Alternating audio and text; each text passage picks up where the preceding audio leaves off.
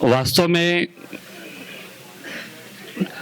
जिस प्रकार सूरदास जी ने कहा था कि अवगति कुछ समझ ना आवे, जो गूंगे मीठे फल को रस अंदर ही अंदर भावे, वैसे ही ज्ञानी जनों के अंदर के ज्ञान को, जैसे आदरणीय उपाध्याय जी कह रहे थे, इस तरह अनुभूत होता है कि जिसे हम एक गूंगे व्यक्ति की तरह महसूस तो कर सकते हैं पर अभिव्यक्त नहीं कर सकते।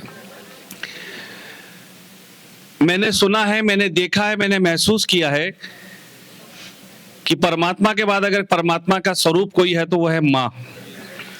और अगर आपको माँ की छवि अगर किसी में देखना है तो वो कहीं भी नहीं मिलेगी, वो मिलेगी सिर्फ बड़ी वाली बहन में, आपकी बड़ी जो दीदी है उसमें मिलेगी। तो मातृत्व स्नेह मिरल फाउंडेशन पे जिनका है, मीता बहन पे जिनका है, मातृत्व स्नेह के साथ जिन्होंने हमेशा अहमदाबाद की इस धरा को अपने ज्ञान से सिंचित किया है, मैं बड़े सम्मान से त्रिशला बहन को आमंत्रित करता हूं कि वे आए और उसी मातृत्व स्नेह से हमें आशीर्वाद प्रदान करते हुए हमें संबोधित करें, हमें आशीर्वाद दें और अपने विषय का प्रतिपादन करें। तालियों से स्वागत कीजिएगा जोरदार। गुरुजन, ज्ञानी जन, स्टेज पर के महानुभाव सभी को मेरा जय ज्योतिष। जय ज्योतिष। आप सबकी आवाज नहीं आ रही है, जय ज्योतिष। और मीता बहन को धन्यवाद, अथाक प्रयास करके उन्होंने ज्योतिष को जीवंत रखा है। धन्यवाद आपको, आपके मिरल फाउंडेशन को। हाँ, और मैं जानती हूं कि ऐसे समारोह आयोजित करना कितना तकलीफ वाला हो रहा है और ऐसे में आप कर रहे हो, बहुत बढ़िया, कॉन्ग्रेचुलेशंस। अच्छा, आजकल 2020 का ही जमाना है, वन डे, ठीक है, तो मैं लंबा नहीं चलाऊंगी और मुझे यहाँ से एक सजेशन मिला है कि आप वास्तु के लिए ही कुछ कहिए। सबसे पहले मैं तो ये कहना चाहूंगी कि आप 1 घंटा कोई सब्जेक्ट ऐसे होते हैं कि 1 घंटे की जरूरत पड़ती है, लेकिन कभी कभी आप 1-2 सेंटेंस में भी जो कहना है कुछ काम का तो कह सकते हो। और मुझे ये कहा गया है कि आप वनस्पति की रेमेडी बताइए, तो मैं वनस्पति की ही रेमेडी बता रही हूँ वास्तु के लिए। आजकल के जो नए फ्लैट सिस्टम होते हैं या बंगलोज, उसमें लिफ्ट हर बार सही जगह पे होती नहीं है। और ये जो लेटेस्ट चला है कि विदाउट डक लिफ्ट, लेकिन पुरानी जो लिफ्ट थी उसमें तो नीचे खड्डा करना पड़ता था और वो अगर साउथ ईस्ट में, साउथ वेस्ट में या गलत जगह पे आता था तो गड़बड़ होती थी। उसके लिए एक बहुत सस्ता सटीक उपाय मैं बताती हूँ और मैं जो भी उपाय बताती हूँ मेरे क्लाइंट के यहाँ करके रिजल्ट मिलता है तभी बताती हूँ। आपको अश्विनी नक्षत्र का वृक्ष किसे पता है? यहाँ पे अश्विनी नक्षत्र का वृक्ष बोलिए। कारस्कर। कारस्कर, ठीक है। कारस्कर वो एक जहरीला वृक्ष है और अश्विनी नक्षत्र का स्वामी कौन है? केतु है, ठीक है। ये केतु की वनस्पति है और केतु की वनस्पति बड़ी काम आती है। कारस्कर के बीज लीजिए, 7 लीजिए या 49 लीजिए, एक तांबे का पत्रा लीजिए, तांबे के पत्रे पर 9 स्क्वायर बना दीजिए और उस 9 स्क्वायर में हर एक स्क्वायर में थोड़े थोड़े या मिनिमम एक तो रखना चाहिए, कारस करके बीज रख दीजिए। उसे थोड़ा अभिमंत्रित जो भी आपको आता है उसे करके उस गड्ढे के अंदर उसे स्थापित कर दीजिए। गड्ढे का रिजल्ट जो भी नेगेटिव होगा वो पॉजिटिव हो जाएगा, ये मेरा दावा है। और एक बताना चाहूंगी, ये लड़कों के काम की रेमेडी ही, लड़कियों के काम की नहीं। जिन लड़कों की शादी नहीं हो रही है तो एरंड बीज सबको पता है, एरंड बीज, ठीक है। एरंड बीज आप 108 रख लीजिए, हर एक पर उंगली लगा के आप शुक्र का मंत्र, शुक्र का जो भी मंत्र आपको सही लगता है वो करिए।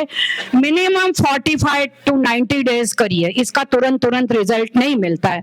45 to 90 डेज करिए और रिजल्ट मिलता है। इजी उपाय है, बिना पैसे का उपाय है। तीसरा कोई उपाय, हाँ, निर्मली के बीज होते हैं,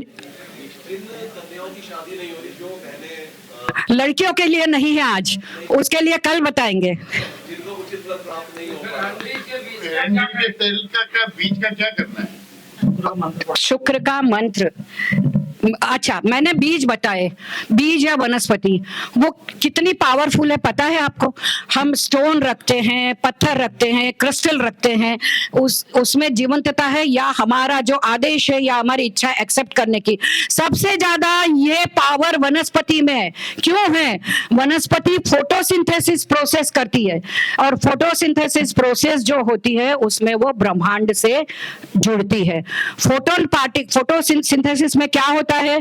फोटोन पार्टिकल्स क्या है? यहाँ सब बैठे साइंटिस्ट है, ऐसा तो नहीं है कि उनका सिर्फ अध्यात्म से नाता है, साइंस से भी नाता है। हर चीज हमें हमारे क्लाइंट को साइंटिफिकली समझानी पड़ती है। तो फोटोसिंथेसिस की जो प्रक्रिया है उसमें फोटोन होते हैं, फोटोन को ट्री ग्रहण करता है।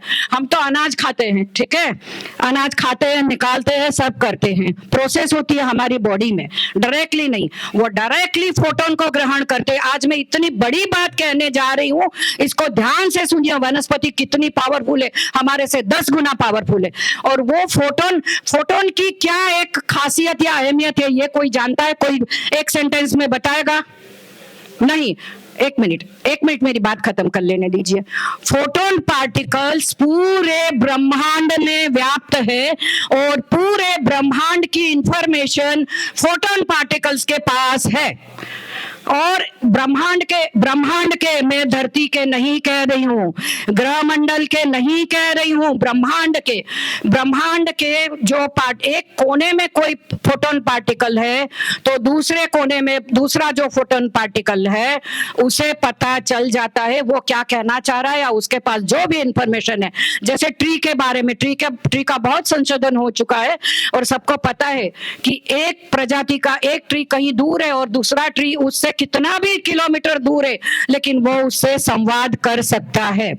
ये इसीलिए मैंने अनुभव किया है कि जो मैं ट्री के उपाय करवाती हूँ बहुत अच्छा रिजल्ट मिलता है। अच्छा, शुक्र का एरंड बीज के साथ, तो एरंड बीज जो है वो शुक्र का प्रतिनिधित्व करते हैं, इसलिए किसी ने अभी मुझे पूछा कि क्या लॉजिक है उसके लिए। उसको क्या करना है? रखना है, फेंकना है, क्या करना है? नहीं, आपका काम होने के बाद उसे जल प्रवाहित करिए, या फिर एक सबसे बड़ा उपाय कि उसकी पोटली बना के उसके अंदर थोड़े पैसे रख के, जिसकी शादी नहीं हो रही है, जिसकी शादी तय हो जाए तो वो दूसरे को दे दे, जिसकी नहीं हो रही उसको, या फिर अगर वो नहीं बन पड़ता है तो उसे जल प्रवाह कर दे। और एक बताती हूँ, निर्मली के बीज होते हैं, निर्मली वनस्पति, उसके बीज ये किसके लिए काम आते हैं? पानी को शुद्ध करने के काम में। पानी में डालो, जहां भी गंदगी होती है, कुछ भी नेगेटिविटी होती है, वो निर्मली के बीज से साफ हो जाती है। और ये निर्मल किसी भी घर में आप जाते हो, बहुत सारी चीजें होती है जिससे आप घर को, मैं कई घरों में जब वास्तु का काम करती हूँ, सबसे पहले तो वहां पे धूप वगैरह करवाती हूँ, उसमें अलग अलग चीजें, कुछ तांत्रिक चीजें भी होती है, वो सब यहाँ बताना तो उचित नहीं है, लेकिन नॉर्मल अगर आप कुछ करना चाहते हो तो निर्मली के बीज का धूप पूरे घर में दीजिए। सिर्फ आप एक कमांड देके निर्मली के बीज वायव्य में रख दीजिए तो भी उस घर का शुद्धिकरण होने लगता है। थैंक यू, मुझे सुना। बात कही, हाँ। जब तक स्टोमेटा नहीं खोलेंगे फोटॉन्स काम नहीं करेंगे। क्या नहीं खोले? स्टोमेटा, आप फोटोसिंथेसिस की बात कर रही ना, फोटोसिंथेसिस में जब तक स्टोमेटा नहीं खोलेंगे तब तक फोटॉन्स आएंगे ही नहीं। आप उसको एक मिनट, मैं फोटॉन्स हमारे यूज की बात नहीं कर रही हूँ, मैं वृक्ष की बात कर रही हूँ। वृक्ष में वो ताकत होती है। जब आपने फोटोसिंथेसिस बात कही तो फोटोसिंथेसिस प्रक्रिया की बात करी, और वृक्ष अपनी जो खुराक है वो फोटोसिंथेसिस से बनाते हैं। फोटोसिंथेसिस कैसे होगा? जब तक स्टोमेटा नहीं खोलेंगे तब तक हो सकता है। स्टोमेटा के कार्य होना। हाँ, ठीक है। एक मिनट